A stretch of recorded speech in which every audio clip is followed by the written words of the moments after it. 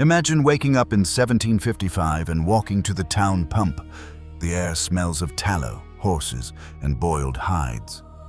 Beautiful, right? You lower your bucket, haul up a splash of brown-green mystery water, and hope you don't die from it.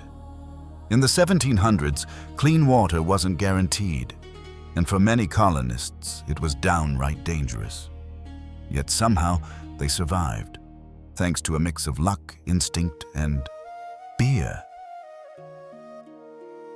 So, where were the people getting their water from? Most colonial families relied on wells, springs, and streams. On the frontier, you drank from whatever was near your cabin, or melted snow if you had to. In cities like Boston or Philadelphia, water came from public pumps or primitive wooden pipe networks that ran under the streets. But those same streets were lined with outhouses, tanneries, and garbage heaps. So, well, the results were predictable. In 1725, Boston's selectmen complained the town's water was hard, foul, and sometimes odorous. Wealthier families had a backup: cisterns and rain barrels to catch fresh rainwater, sometimes lined with brick or lead sheet, unfortunately. Even Thomas Jefferson at Monticello designed multiple cisterns to ensure his house always had a clean supply.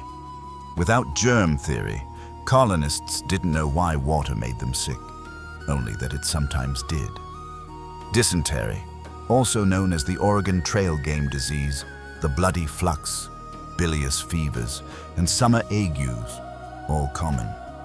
Whole families could be laid low after one bad bucket. Early settlers in Jamestown had it worst.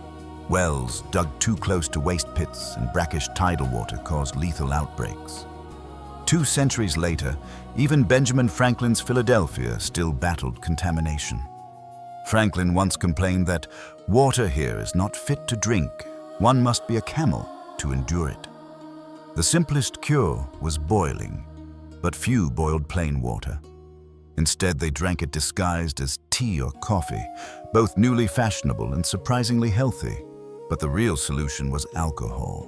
Beer, cider, and wine were liquid safety nets, mildly antiseptic and easier to keep than raw water.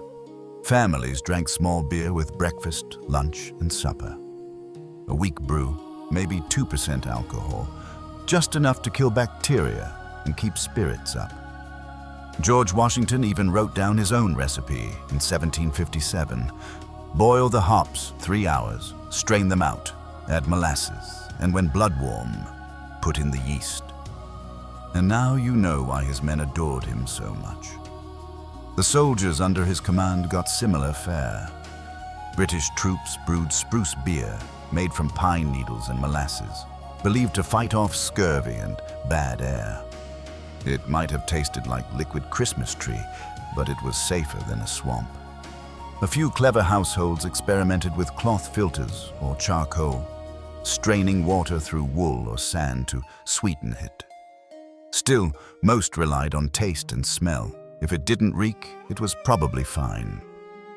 The nose remains number 1 as our first line of detection when it comes to spoiled goods. Stored water sat in wooden casks or earthenware jugs, sometimes flavored with mint, ginger, or lemon peel. Tavern keepers might add a dash of rum to preserve it, which probably worked as well as it sounds. Though many sailors use this method, and we'll talk about it in another video soon to come. By the mid-17th century, fresh water was a class divide. City elites could afford spring water delivered in barrels. Everyone else relied on wells or beer.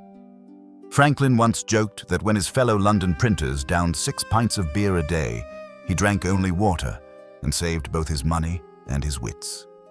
He became known among his peers as the Water American. That nickname said it all. In a world that trusted ale over aqua, choosing water was practically an act of rebellion. Plus, it sounds better than the moist colonial. The colonists didn't have microscopes or lab tests, but they had centuries of trial and error, and plenty of kids to spare. They learned, often the hard way, that boiled water was safe that fermentation preserved life, and that a good rain barrel could mean the difference between health and misery. And so, in their kitchens, taverns, and army camps, a quiet public health revolution was brewing, long before anyone had ever heard the word bacteria. So next time you raise a glass, wine, cider, or even plain water, remember, every sip of clean water today was paid for by centuries of bad wells, foul pumps, and one very determined water American.